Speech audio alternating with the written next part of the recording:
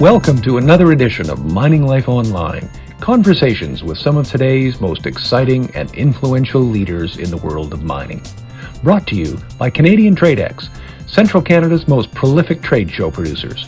Book your booth for our next show today, before your competition does.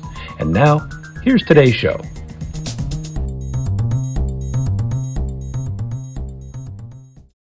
We are no doubt one of the richest place in the world, considering how much gold and how much copper and zinc and whatever we have in our district. Considering just the amount of gold we are producing every year, we are on top of the richest places. And then none of that money actually being invested in Timmins. So when you go through the city, you kind of feel like the city has been stuck in a time and it hasn't moved on. We believe that notwithstanding the fact that there's been well over 100 years of mining here now, there's probably another 100 years out there. Is that a fair assessment? It would be fair, yes. Okay. How so? Looking at the kind of ore deposits that we have in Timmins and how enriched they are regarding ore itself, each of the companies has started to look into their property, because now that the gold prices keeps coming up and also nickel and copper, property owners have started to look into their properties into lower grades.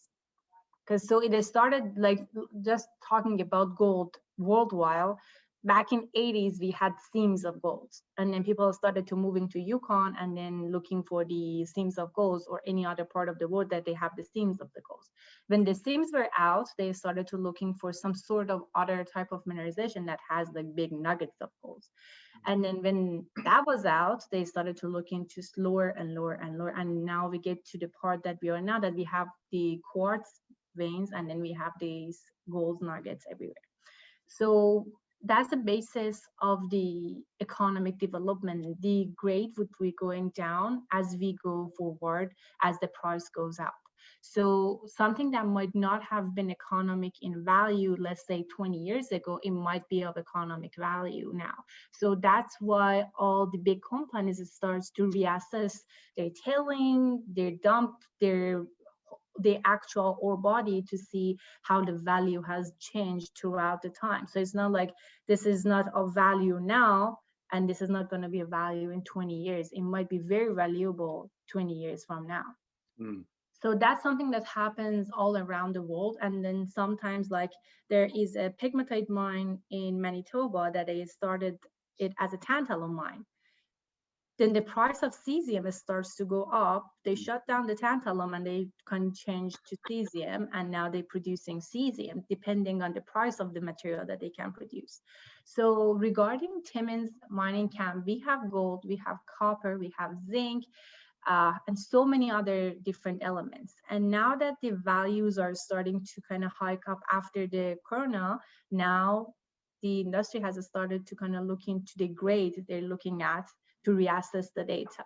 And I believe that, and one of the mines has already mentioned, the Kid Creek mentioned that they're gonna do more. So the lifespan of the mine has been expanded for 2 more years, and we don't know what would happen after that. I believe that the Hollinger would also do the same thing if they would reassess the mine and see if they can extend the mine life. Same thing with the other mines. It's on based on an economic kind of like point of view, and see how they can expand the mine life. And regarding the Timmins itself, Timmins, the city of the Timmins is a mining society. The majority of the income from this, like for the city, is coming from the mines. So I think everybody would get an advantage of the mine life being expanded. So that's something that is very serious in our community, and they're looking at it now. So I believe there would be like opportunities. Plus we have people that started looking at other elements rather than gold. So that might be something else that's coming up that we don't know as of now. That would be something that would kind of like add to the value of mining in Timmins.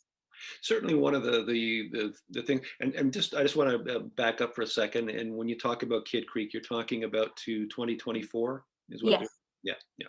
Um, so um, certainly some of the other minerals that Timmins is known for gold primarily, obviously, but then Kid Creek is copper, zinc, and of course some silver and so on and so forth.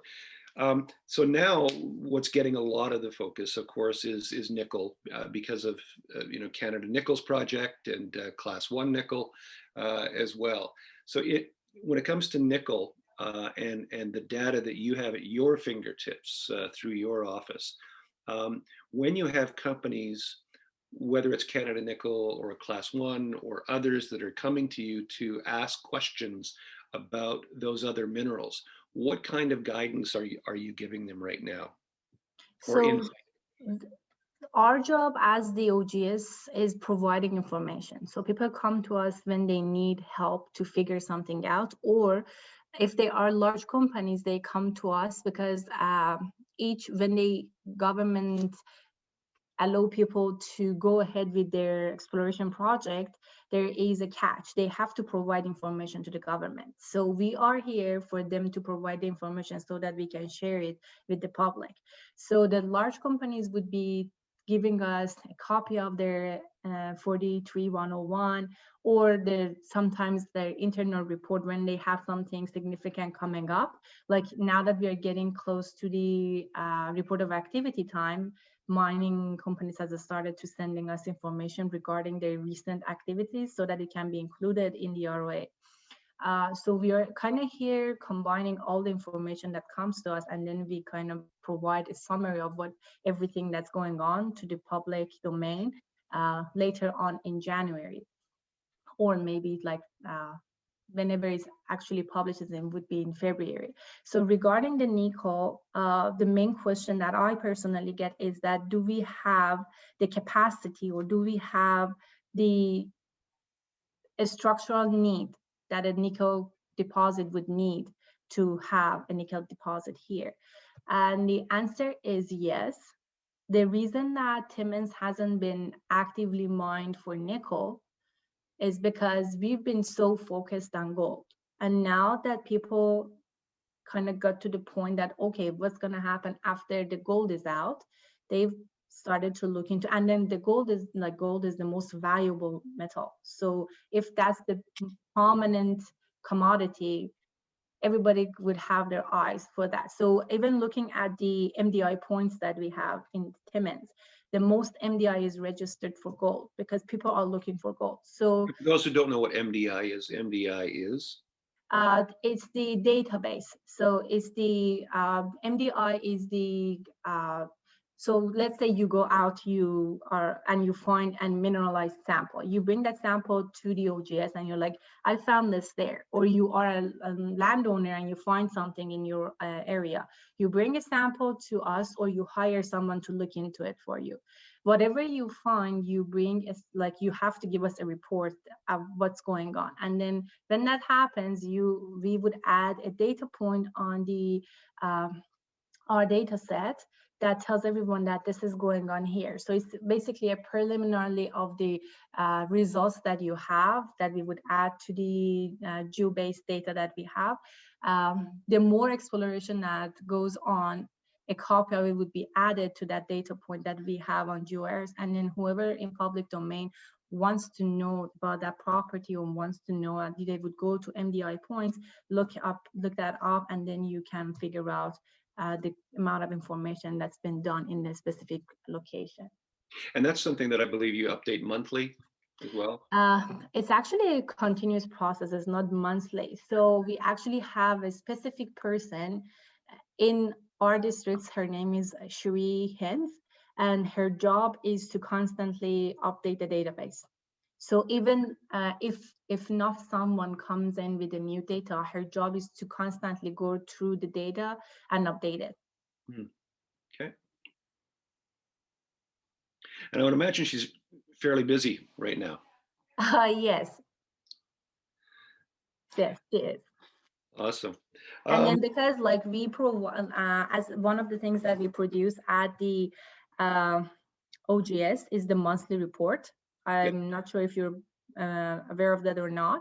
So at the end of each month, we publish a public report summarizing all the mining activities that's been done within Timmins and Sault Ste. Marie. So each of the RGP districts have the same thing. I can send you the link to that if you want to. And Please do. Yeah. Sure. I'm aware of it, and it's not top of mind because I get somewhere between 250 and 300 news releases a day.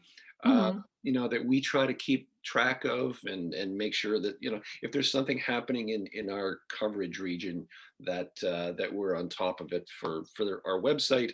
And of course, for the magazine. So I'm certainly aware of those reports, but it's not top of mind. But I definitely would appreciate having that, because I think that's something that you know, we should probably update monthly. So. Yes, the mineral the monthly report, it summarizes, like, I know there are so many news out every day, but not all of them are important when it comes to the monthly report. Monthly reports kind of like summarizes the actual mining activity. If they have some drilling done, if they have an assay done, if they have a new grade released, something that's really, really important for like the public to know, not that someone bought someone else's property and this is the percentage. So it's basically the mostly inclined toward the mining activities and quarrying activities. So we do that every month. Pierre is the person who's doing it, and he's been doing it for the past 9 years. And he's very good in kind of like summarizing and shrinking the data so that everyone would understand it when they read it. Yeah, absolutely. If you can send me that link, yeah, that's something that I'll start paying a lot more attention to, because I think it's actually probably contains a lot of, you know, really salient pieces of information that people would take a pretty keen interest in. So yeah, if you could do that, that would be yes, that would be terrific. Sure. And then the MDI is a stand for the Mineral Inventory Database. So if you go to the GeoEarth, you can actually see the link to that, to Geology Ontario, and then you have Mineral Deposit Inventory, and it's MDI. I can send the link to you now. Terrific, thank you. Chat. So here's the link to the MDI. So all the data that we produce at OGS, you can also use it in 2 different ways. You can either have Google Earth downloaded on your computer or on your laptop, and then you can download the Google Earth shortcut, and then you click on it and it takes you out to the Google Earth. Or you can download an ArcGIS data file from it, and then you see it in ArcGIS. So whichever is better and suit your needs. I send you the MDI. What else? What I wanted to do? Oh, the monthly report. Yes, please. OGS monthly report.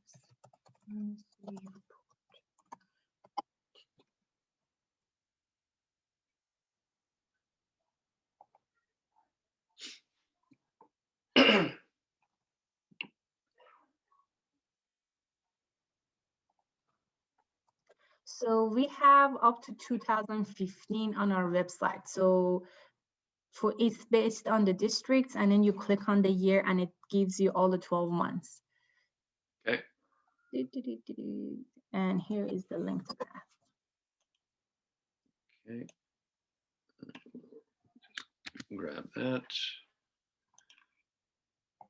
So as of now, when you click on 2020 for Timmins, we have the update for October.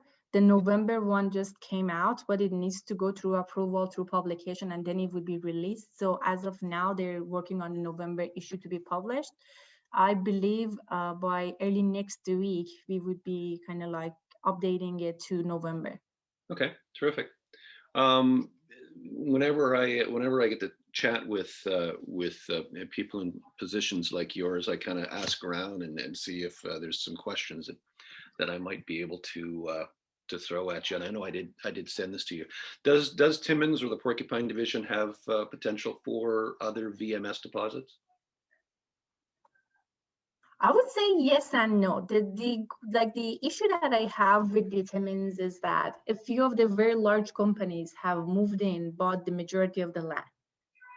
And they're taking, like, they do their own thing, and because they are private companies, they not necessarily share all the information with the government, and that's something that I completely understand. It's a confidential thing, it's their own property. Regarding the geology, I believe yes, there are chances for us to be able to find another VMS deposits in our district. So I asked the same question. So when you send me the questions, I'll share them with Pierre, because he's been here longer than I have been, and I wanted to see what's his point of view regarding the question. So I'm going to be reading his answer to you now. Okay. So your question 5 was that does the surge in copper, nickel, PGE exploration suggest potential for new deposits in our district? And this is his answer. Yes, the rethinking of the low-grade mineralized bodies as potential economic mines will have an impact in Porcupine division. The presence of nickel, copper, PGE mineralization of the past, Alexo, Langmuir, Texmont, and Montcalm suggests there is still a potential. Yeah, and that's almost. I guess you'd almost have an identical response for gold deposits as well, right? It's the same thing. It's the economics of it that Yes. it's the economics that are driving the exploration and the anticipation that the need for non-precious metals going forward is going to increase significantly. I was listening to a fascinating, absolutely fascinating podcast. Do you listen to podcasts at all? Yes. So there's a podcast right now called Smarter Markets. Okay. And the very first podcast that they did was with Robert Friedland from, I'm going to forget the name of, Ivanhoe Mines. And he's a Canadian billionaire. This podcast is absolutely remarkable in terms of its insight into where mining globally is going over the next 5, 10, 15, 20 years. So it might be a podcast that you'd find quite fascinating.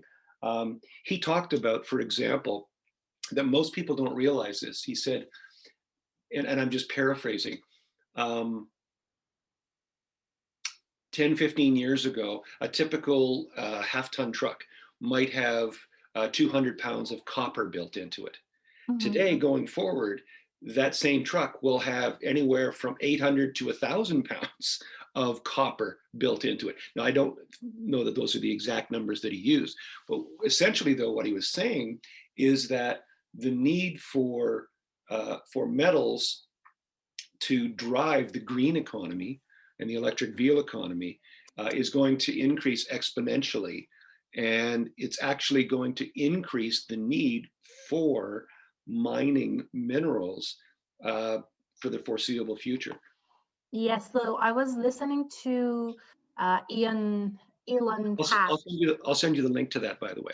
Oh, that would be perfect. So Yeah. I was listening to Eli Task, the Tesla's CEO's talk the other day, Yes.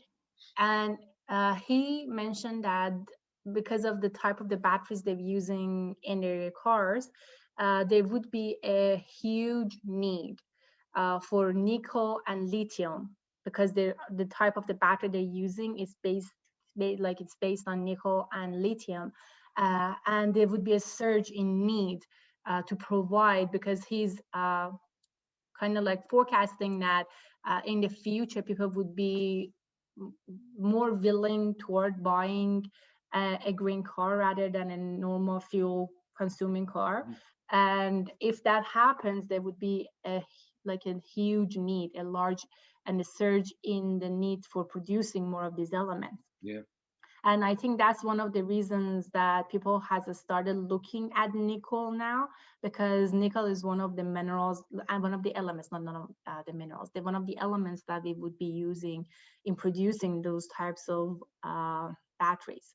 Yes. So that's something that we actually have a good potential. So when talking about nickel or PGEs, they are the mineral and the mineralization styles that they're mostly related to mafic and ultramafic rocks, the types of rocks that we have in our districts. Mhm. So when you go out and you see these like dark green rocks everywhere, they are mafic volcanics, which is type of a rock that we needs to produce some of these mineralizations. So we are sitting at the right time, right location to produce some of the elements that they might be interested in. You know, that's interesting because I did have that conversation with one of my colleagues, I'll call it. I'm not a geologist. I don't pretend to be one. I don't pretend to have even a real working understanding of geology, even though I've been writing about mining for, for a long time. And so this individual described to me that that one of the things that we have to, pay very, very close attention to is what you just described, which is, the actual kind of geology that we are sitting in. And he made reference to, a laterite versus a sulfide deposit. Yes. So in the broader terms, in terms of the nickel, lithium, and palladium type of minerals that are present here, is their presence in the kind of geology that would make it suitable for profitable extraction? And I think that probably is right up your right in your background, because not every nickel deposit is economic because of how Yes. sophisticated it is to extract. So the like one of the thing is that like nowadays just finding an ore deposit is not good enough. When they start to do the exploration, they have to also consider the environmental impact that the mine would have. So their environmental regulations are so tight that even if you find something that is, and also like let's say 100 years ago, if they find something, they would go for it and they would dig it out and they have it, no matter what happens to the society. But now there are actually examples in Quebec, in Northern Ontario, in BC, that they found the company had actually found something, but the society were against extracting it because they were so worried that it's gonna like disturb their environment, their local environment, their society, and they kind of like striked against it. And then the government were like, no, it's not happening. So there are so many different things that we have to consider nowadays, rather than like comparing ourselves to 100 years ago when it comes to find a mine. Regarding Timmins, there are locations that are good, like geological wise, have the potential for these types of mineralization. But in geology, one of the first things that we are taught at the university is that just because you have a good environment for something doesn't necessarily means that you're gonna have the mineralization. So even though we might have the good examples of some sort of mineralization, we cannot say yes for 100% until we're proven wrong and we found something. Yeah. There are so many different things and factors are involved to producing and creating a mine or a mineralization. So geological wise, yes, we have the background. Now we have to sit tight and see if they're going to find something. Makes perfect sense. Makes perfect sense. I'll ask you this, the question number 6. Are there other commodities of interest in the area that we haven't talked about? So I'm going to answer it through my eyes. So when I joined the RGP in August, what I did first was to look into what are the commodities that we have in Timmins camp and in Sault Ste. Marie camp. And then soon I realized that the majority of the things is on gold, and everybody seems to be so wrapped up with gold. And so every year we are writing a recommendation for exploration, or RFE. So each of the RGP people, so it's me and Pierre, we should have to write at least one of them each year. So I started looking and digging around to see what else have people worked on previous years.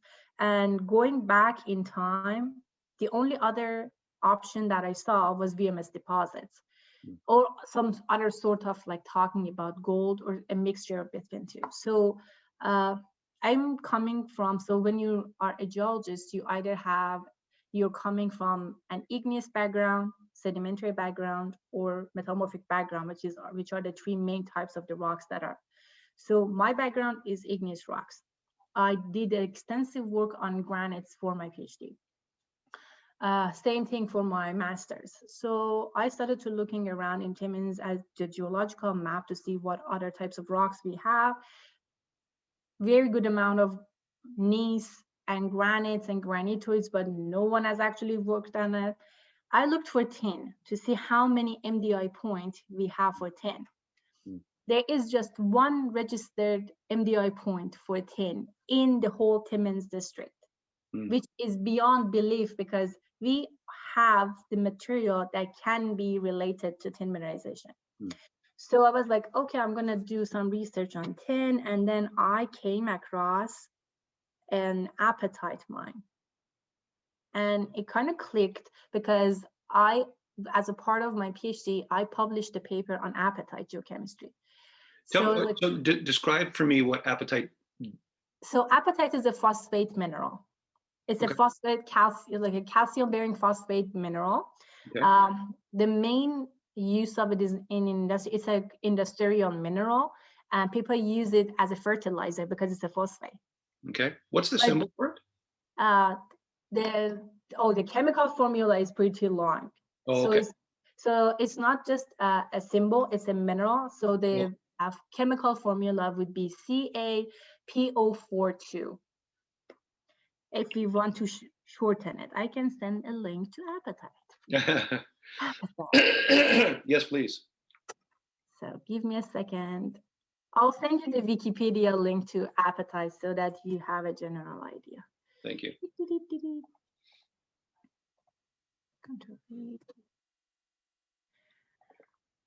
So knowing that we have apatite mine within our district, it kind of gives me the idea of, because apatite could also bear rare earths in it.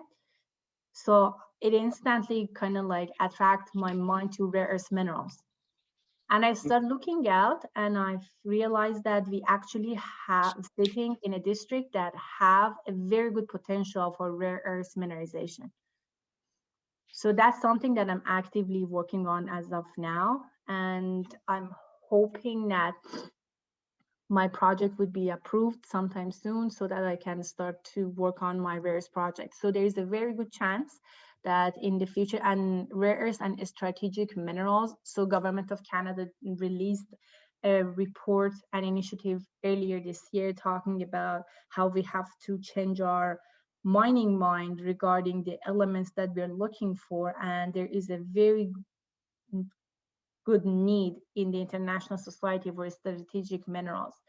As of now, China controls the rare earth mining cost and anything related to rare earth. So United States started an initiative looking for rare earth minerals, hoping that there's a strategic partnership with Canada, isn't there? Yes, it is. So we have a strategic kind of like brotherhood, let's call it that, between Canada and United States. They found a mine and they started to producing rare earths, but Canada hasn't found anything yet. So that's why I was intrigued to start looking for rare earths. And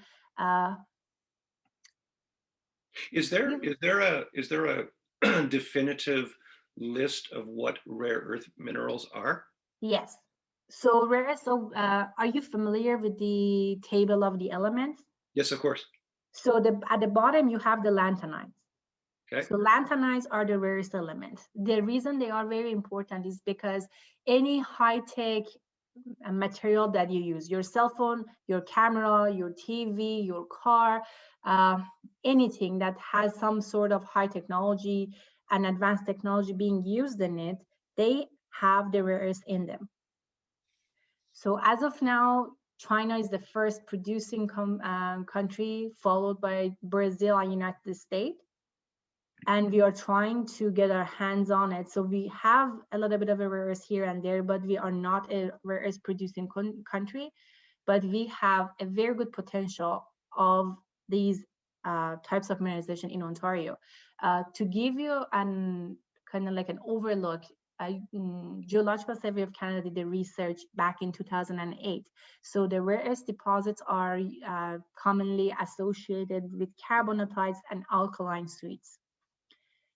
In Ontario by itself, in that report, we had 32 registered commodities, 32 different locations.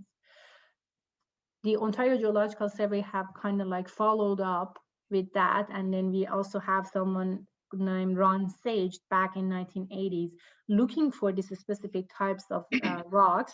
And he registered about 50 of those. And this is what I'm following up on to see how many of them are out there, if we can get a mine, if we can find something that worthwhile looking for. So I'm working actively on that. So my perspective in mining in Timmins district is that we shouldn't be focusing just on gold or copper, nickel, or zinc. We have to kind of like broaden our perspective to see what else we have out there. For sure, there's going to be a time limit for what we have now. Even 100 years is a limit. What's there after the 100 years that we can survive? So I like to work on rare earth elements, see what we have out there. There are potentials for lithium. I would like to work on lithium, and I also mentioned tin. And I like to work on tin. So Pierre's answer was the rare earth. Is basalt or basalt, is that one of the rare earth as well? No, basalt is a rock. Okay. So basalt is a rock, is a fine grain, mafic or dark volcanic rock. It's kind of similar to the rock that you go out, see dark greeny color, but it's not basalt. It's one layer. So we have mostly andesite, which is the intermediate, not mafic. So, and I don't know where this conversation happened, and this would have been at least 2 or 3 years ago. Someone was talking about basalt or basalt deposits in and around Timmins, and I think he probably incorrectly called them a deposit, but lots of basalt, and that was some kind of indication or some kind of a geologic structure that might prove to have some economic value in it as well. Is that a fair? Mafic rocks can be related to different types of mineralization, but I have to know exactly the location of where he's talking about to be able to make more comments on it, because I'm not sure where he's talking about, and depending on the geology, the answer is going to be different. I'll try and find that out. That might be a discussion for another day. It was just something that was in the back of my mind that I that I pulled out as we were talking. Zeinab, that is terrific. Thank you so much. Is there anything that I'm sort of missing out on in terms of asking you questions that would help? You know, if you were writing an article, or is there another narrative? Is there another message that should be part of an article on the broader picture about Timmins? I think the most important message would be broadening the perspective. I understand that gold, copper, and nickel are very important, but there are a huge amount of underdiscovered material in our district. Moving upward, going toward the north, we have a lot of material that no one have ever touched, have ever looked at, because we are on the highway, we have the gold, and we're just here.